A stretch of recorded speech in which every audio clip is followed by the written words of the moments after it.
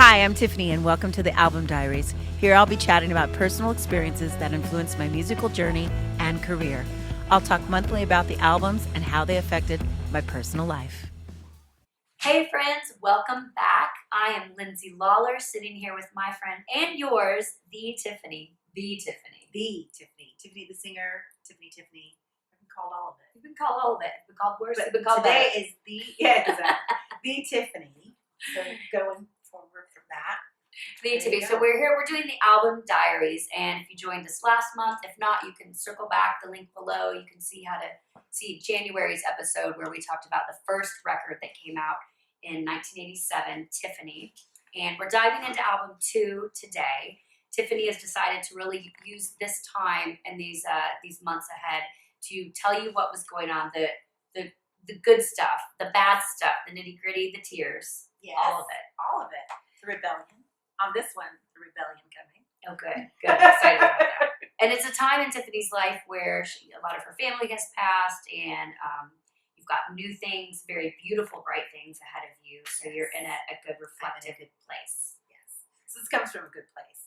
But I think it's important to reach back right now and kind of celebrate a lot of the early success and the things that made me Tiffany, the real person, the real Tiffany inside, that you don't get to talk about on a lot of interviews because it's just not appropriate or people don't care. You know, you don't want to expose yourself that. It's taken me a long time to kind of feel comfortable, if you will, just to kind of let it all hang out. So, of course, with the help of my dear friend, it's easier for me to share these stories with you guys. And I think like the second album, Hold an Old Friend's Hand, which is today's feature that we're talking about, this is where I really found my voice as an artist, because as we took a little listen to some of the songs on the second record, a lot of them were just straight out rip-offs. Rip-offs. I'll say it. Rip-offs. I didn't do it. I didn't write these things. But, I mean, they're great songs. Don't get me wrong. They were modeled after fantastic, successful songs. But, you know, again, I was journaling. I was writing poetry. I was wanting to be a songwriter and learning and around so many great songwriters. And I watched them kind of be forced to recreate successful songs that were already hits.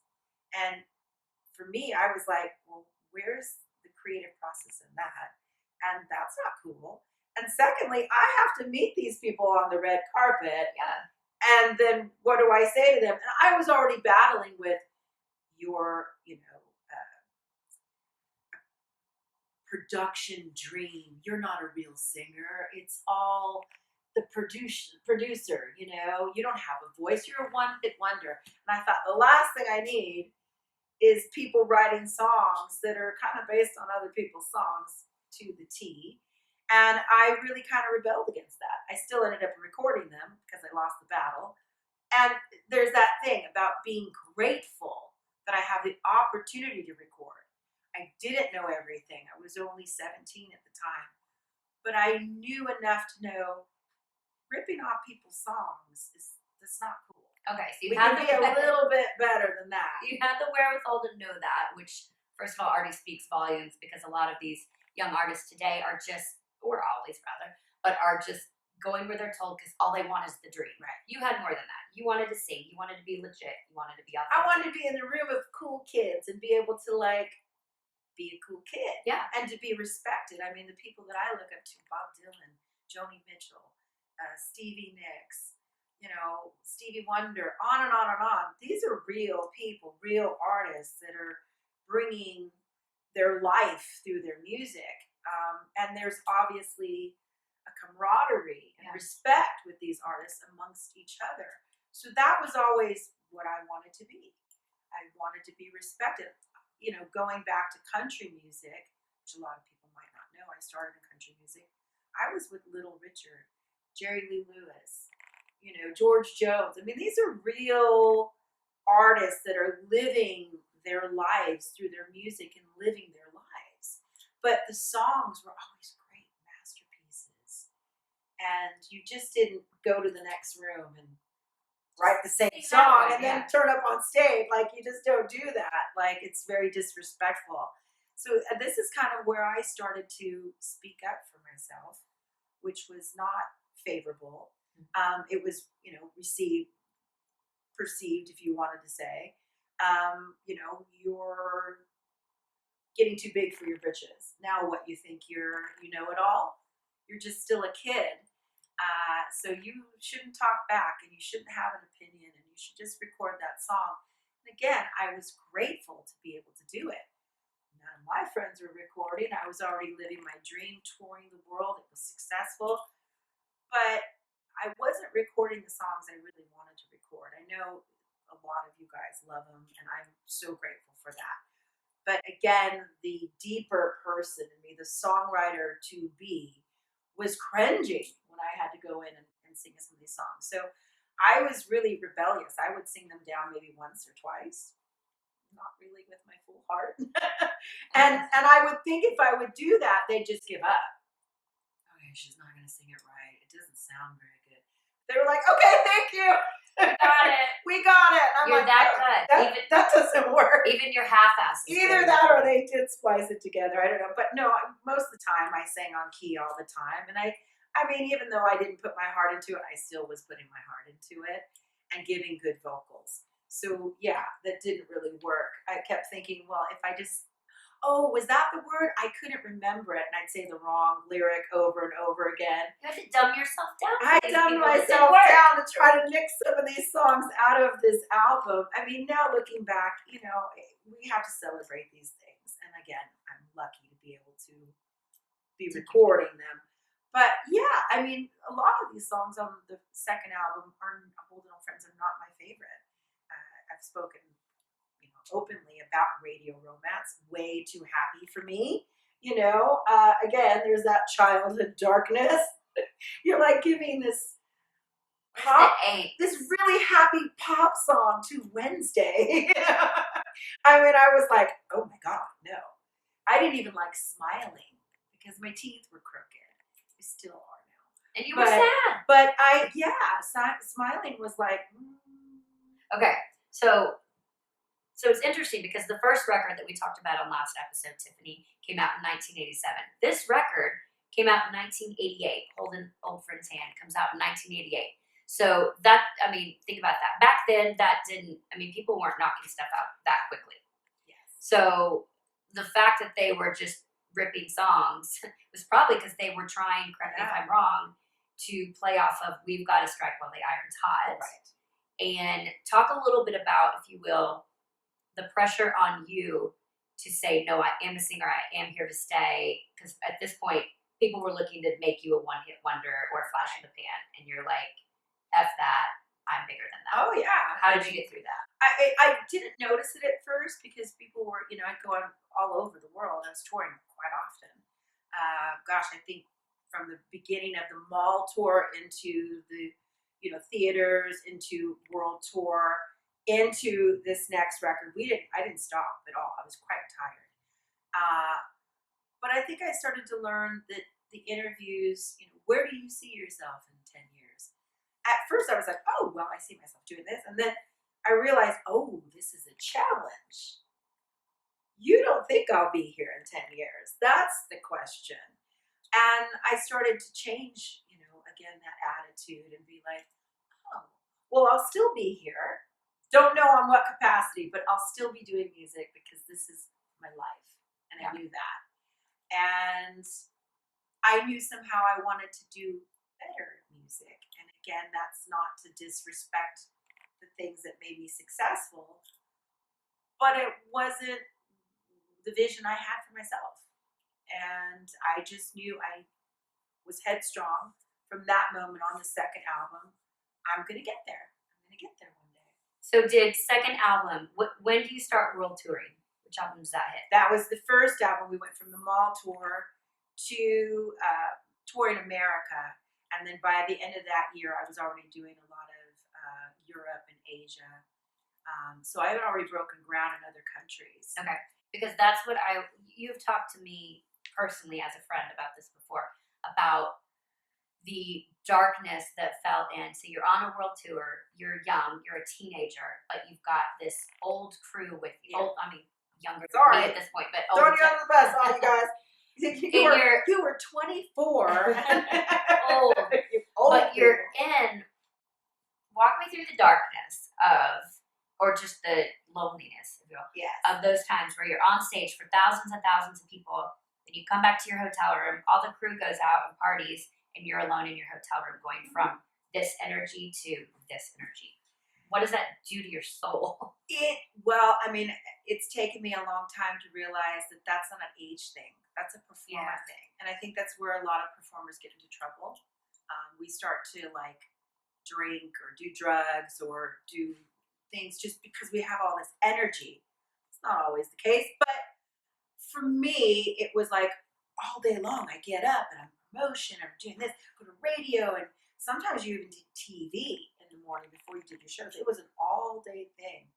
Then you go to the show, you have sound check, you meet fans. So you're going all day, and this energy just builds and builds and builds, and then you've had this massive concert, and you're still riding on a high, and then it's literally you check into a hotel and bye, and everybody else runs off to the bar, and they're kind of relaxing and unwinding, and I didn't have any place to unwind. So I felt again that loneliness, and I didn't know what was wrong with me. I thought, how is it I can be depressed when I just did something so great? I love what I'm doing. There's nothing wrong. At that time, I was away from my family, and they were changing as well, so it wasn't as impacting me as much, as far as emotionally, because it wasn't there.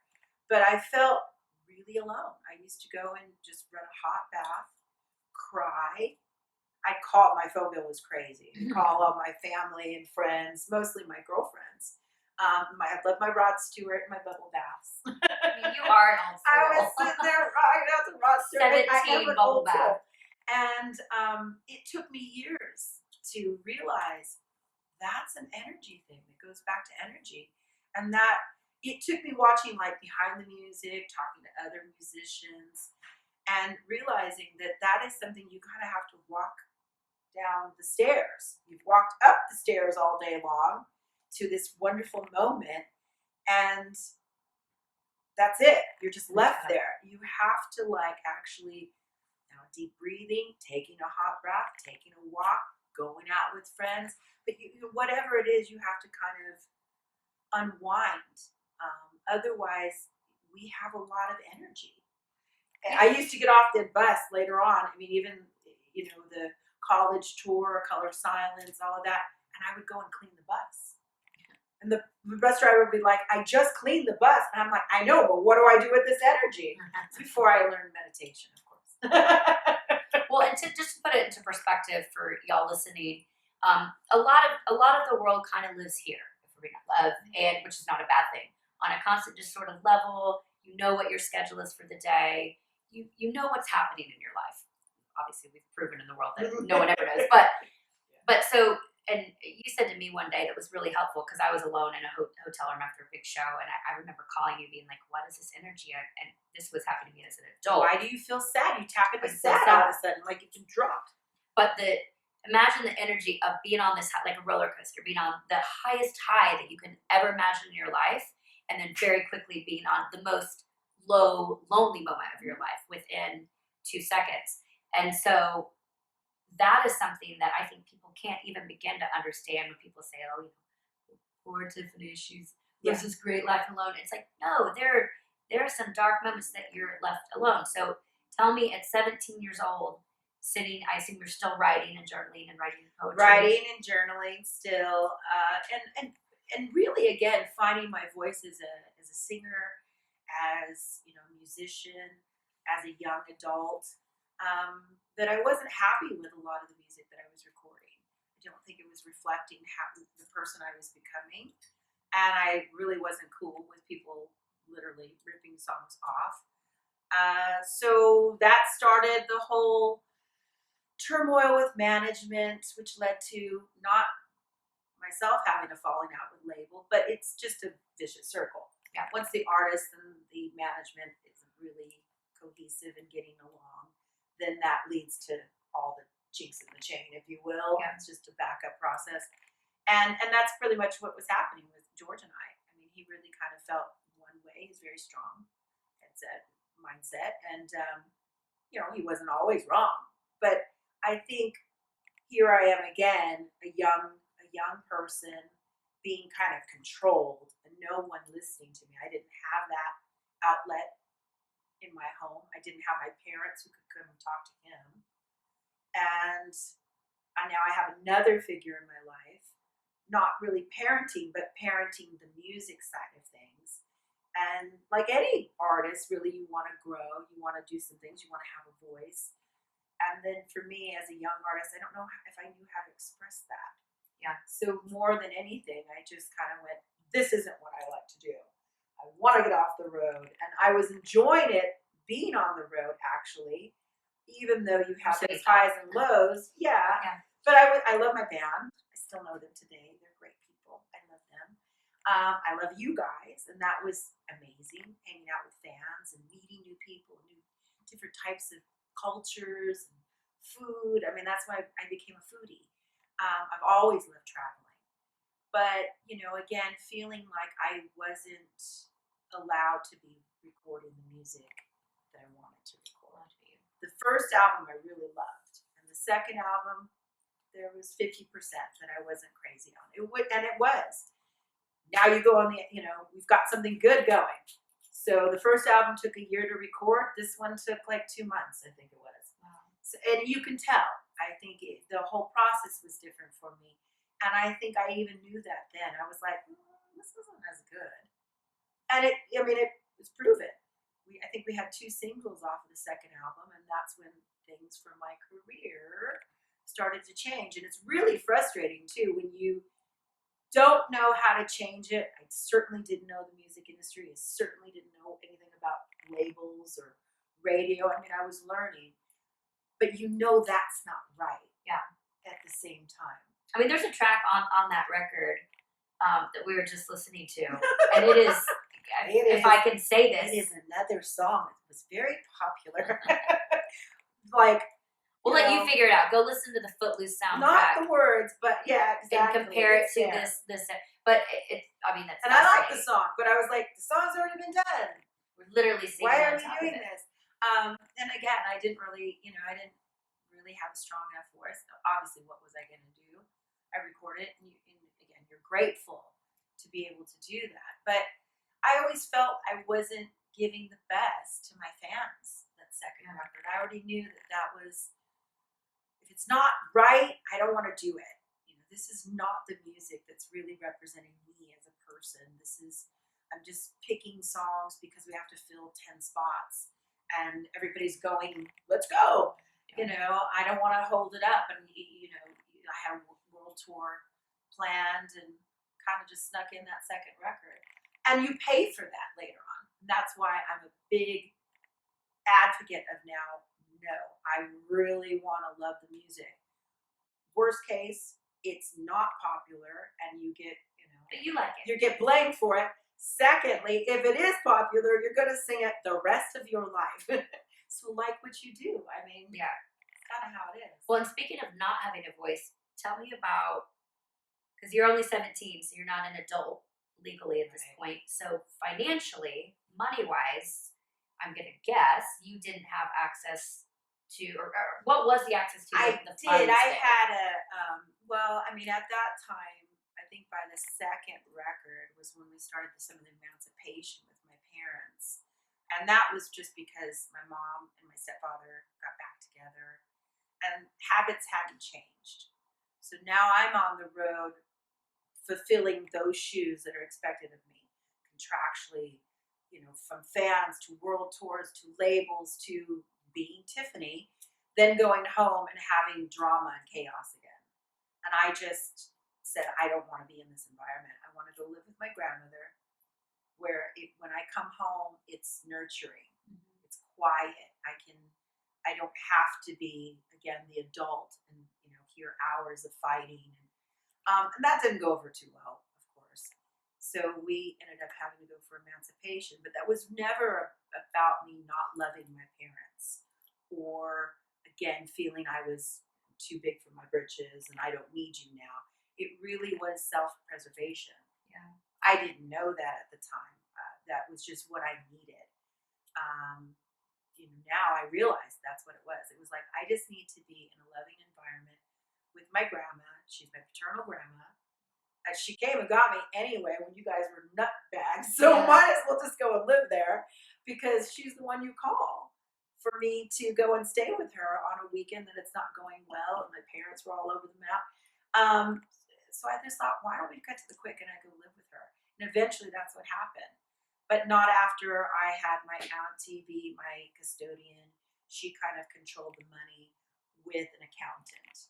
Okay. So I had access to money, but I wasn't raised around a lot of money. Money was fun, but it wasn't the most important thing in my life. There weren't really a lot of changes in my life because I was famous or had money in my personal space. My family life was still chaotic. The communication skills weren't there yet.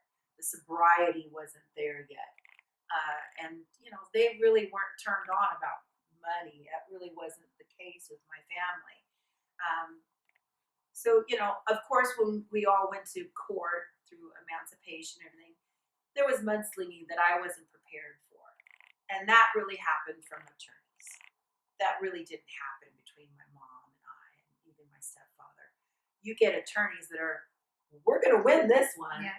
And then they just start writing their own script or bearing things that you weren't prepared to say yet. It got really ugly where, it was hurtful. It took some time for my mom and I and even my stepdad to heal from that because some things were blown out of proportion. Some things, probably it was hurtful to have them come to light. I think that later on it was helpful, but at the time and the years to follow, it took some time to really heal from that. And I was definitely embarrassed. I didn't mean for that to come out, or I didn't want my mom to look like that. That's not what I'm trying to do here. I just really wanted to live with my grandmother. But my mom wanted to reconcile with my stepfather. They hadn't changed as people yet. And my mom wanted me there to be her, kind of like her guidance. She really relied on me to be her, I was almost like my mom's mom, if you will. And I think she wasn't, ready to part with that, dependency, because I was a stronger person, and somehow me being in the household was strength for her, was security for her. So she just wasn't really ready to let me go. Eventually, I did go and obviously live with my grandmother, and it was very healthy. It was the best thing for me. My dad's mom, very strong woman, married at 14, Arabic lady, came from Lebanon, and she too had to find her voice. So being raised all of a sudden now, again, not to cut my mom short, but now I have a strong woman in my life who, again, knows nothing about the music industry, but does know about being forced to do things you don't want to do. Growing up already at 14, being married.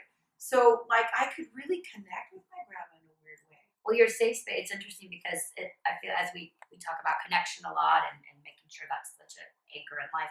So it sounds like on the first record, you're good about finding your safe spaces. The first record, Tiffany, your safe space was the vocal booth. Mm-hmm. And it sounds like album 2, your safe space kind of becomes grandma and that house and a place where you can clear and be. I can't wait to see where your safe spaces go as we go album to album. Okay, talk to me as we get close to ending this episode. Talk to me about boys, because here's the thing. We're going to talk later records about marriages and some pretty serious shit with marriages and having a baby and divorce and dig there. But remember, guys, she is a now global icon at 17 years old. 17. That's prime love and boys age.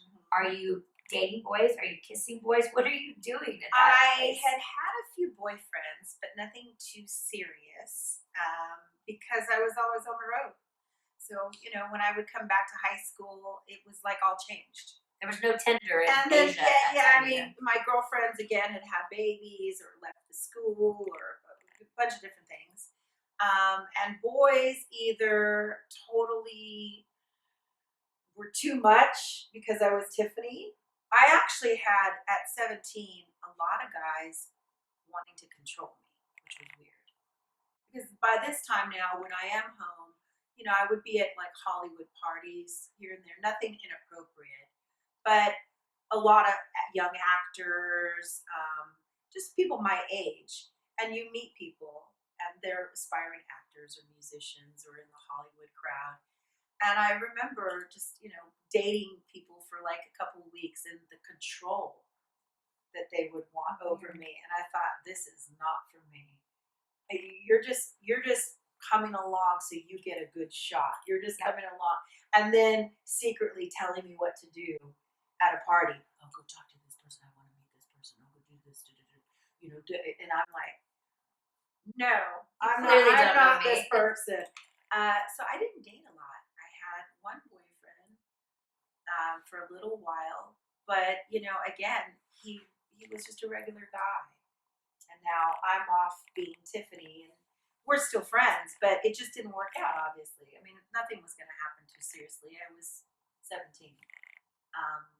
And my career was always my focus. I didn't want to get pregnant, or I really didn't want to date other celebrities as well, because I thought it was too excessive, too many excessive people in one area with a backstory. I'm not judging people, but again, a lot of my friends and even then my celebrity friends had problems with addiction. On that note, were you drinking or diving into drugs? I wasn't drinking, of course, because my family, I wasn't really big on booze. Smoking pot, I was around a lot of stuff, but I wasn't really into that. I was like, I don't know that. But weed was always around me. And I think for me, I just was more, I didn't trust the excessiveness of celebrities. Like, I thought it was cool, but it's still the same thing. It still plays out to people being unhappy. Yeah. And I wouldn't have known that had I not had that upbringing. The fact that you knew that at all and had the wherewithal to be present and understand that speaks a lot, again, to your old soul. And, The old soul. But you think about the American Idols of the day, Carrie Underwood's, those shows, and while they're great, they great careers have come of it. But you want to look at those people and be like, well, what are you writing about? What have you lived? And like that is another thing to keep with the theme of Tiffany being one of the most authentic people. She's lived this shit. Like if Tiffany's writing it, you can know it's real. The eyebrow goes up from across the room. I'm like, been there, done that. Again, I'm always open, and I want to embrace people. And you gotta live your life, the good and the bad, and the failures and the mistakes, and the celebration for sure. Don't forget to do that now. But again, it is the old soul. I'm like, I've been there. It's not going to turn out well. So I am that person. If you're my friend, you get some, not lectures, but you get advice. Don't ask her if you don't want to know. I'm looking for people to give me advice now because I'm on a, you're never arrived. Definitely. Yeah. But I think I just had that ingrained in me. And that's when the second record is when I started to also speak up as an artist. And that certainly wasn't favorable at that time. And I had to learn how that felt. It's one thing to go along with everybody and they praise you and, oh, that's great. And then when you start saying things, I don't want to record that. Oh, I don't like that. I don't want to go there. Oh, and you start being a kid, or having a birthday party you want to go to. None of that was favorable. And I started getting, lectures to myself about how people have put so much investment into my career and how dare I want to take a day off, or how dare I want to go to a birthday party, or how dare I not want to record a song because, you should just shut up and be grateful. but that wasn't going to do me. So I guess that's what I call it, my rebellion. To wrap this up, you and I talk a lot about presence and being present. Do you have a specific memory in a present moment during this record, the second album, Hold an Old Friend's Hand, your best moment and perhaps your most difficult, dark memory during that time? Start with dark so we can end in the light. I mean, I don't know if it's just a memory, but again, it's that time period. It's finding my voice and finding, that going to the studio, which was my happy place, became an unhappy place because I was speaking up for myself. There was a few writers who were wonderful, and they definitely stuck with me. So that would be my positive, was knowing that I wasn't wrong. They kind of pulled me to the side. They're still my friends to this day, amazing songwriters. I love them. You know who they are. We'll tag. You know who you are. We're going to tag you. Yeah. Lots of tag the ones we didn't like. They were reinforcing that, this is your career, and this is your life, and you should have a voice, and you're not doing anything wrong. So that was the support that I felt. But again, speaking up and being reprimanded, or the vibe that you get when we're trying to create something and it's not gelling, or not everybody's happy in that happy space. There's a weight there, and knowing that I was bringing that weight, and yet I was the youngest person, and people didn't really want me to speak up. There was, again, that feeling bad, if you will. I think the other side of that was touring the world and meeting all of you guys. That made me feel better. That's a good one. Well, it sounds like this is a turn in your career where you're starting to really start maybe to trust yourself. Yeah. Before it was as a kid finding myself. Now it's finding myself as an artist, and starting to make those changes in myself. I can't wait to see what happens on the next record. So we will be back in March with episode 3 of Tiffany, the Album Diaries. We will be releasing a new one every month this year, and it's gonna get, guys, things are about to get weird in the best of ways. We're here with Tiffany, the Tiffany, one of our favorite artists of all time. Thank you guys for joining us. We'll see you in March. See you in March, guys.